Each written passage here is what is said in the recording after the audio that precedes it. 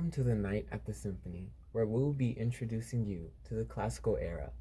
I'm Luis Rosario. I'm Marissa Childs. I'm Anadina Amador-Lainez. And in this presentation, we will be going over one of the most notable figures of the classical era, Haydn. Haydn's full name is Franz Joseph Haydn. He was born on March 31st, 1732 in Rohrau, Austria. He died on May 31st, 1809 in Vienna, Austria. He is notable for his classical style and is considered one of the most important and influential figures of the classical period. Haydn helped to establish the forms and styles of the string quartet and the symphony. In 1760, he married Maria Anna Aloysia Apollonia Keller. It was unsuccessful and produced no children. In regards to family life, Haydn was the second son of two parents. His father was a wheelwright, a person who makes or repairs wooden wheels, and his mother was a cook for the lords of the village in which he lived. Haydn was known to be a friend of Mozart. Early on in his years, he had unusual musical gifts. This may be due to the fact that his entire family had experience in music.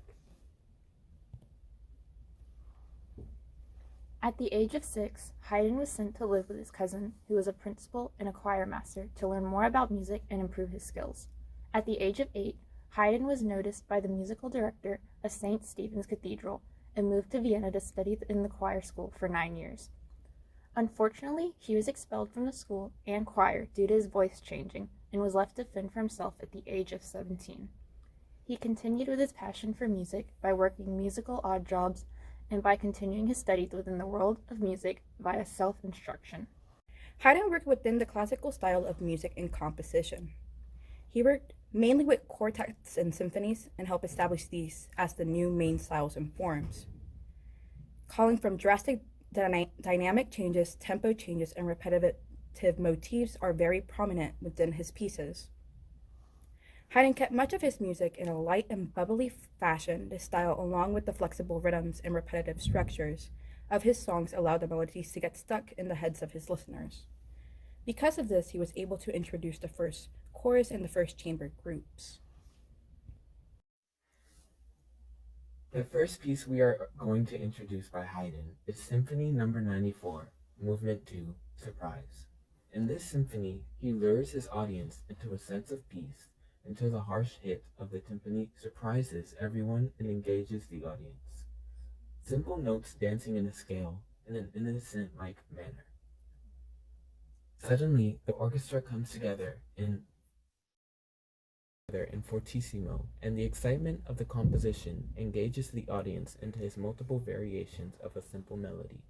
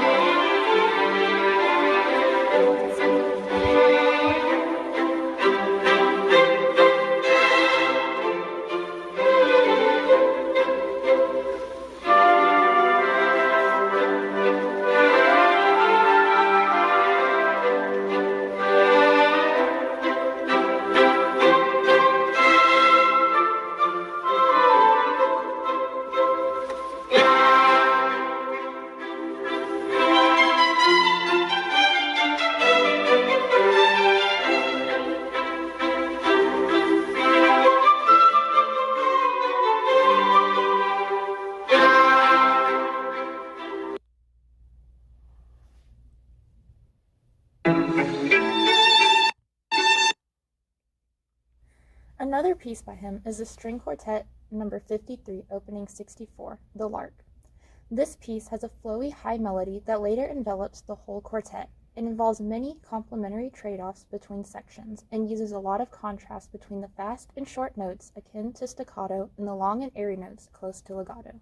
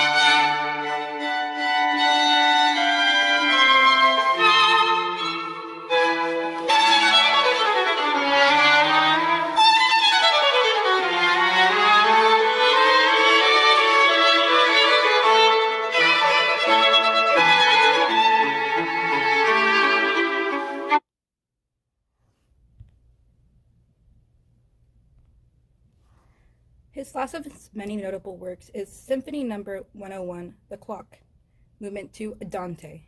Known as the clock through its prevalent ticking rhythm, it starts in a repetitive staccato transitioning into dark and fierce passages, which later returns to the repetitive staccato. It has an airy motif that is prevalent throughout sections of the piece.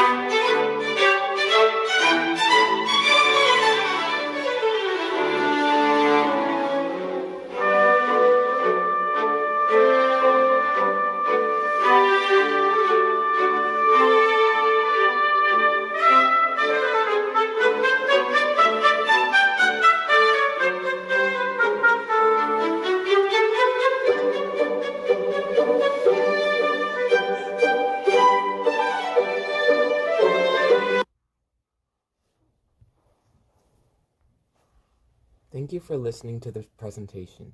Haydn has contributed to the world of music through the classical period, in which he helped to establish the forms and styles of the string quartet and the symphony.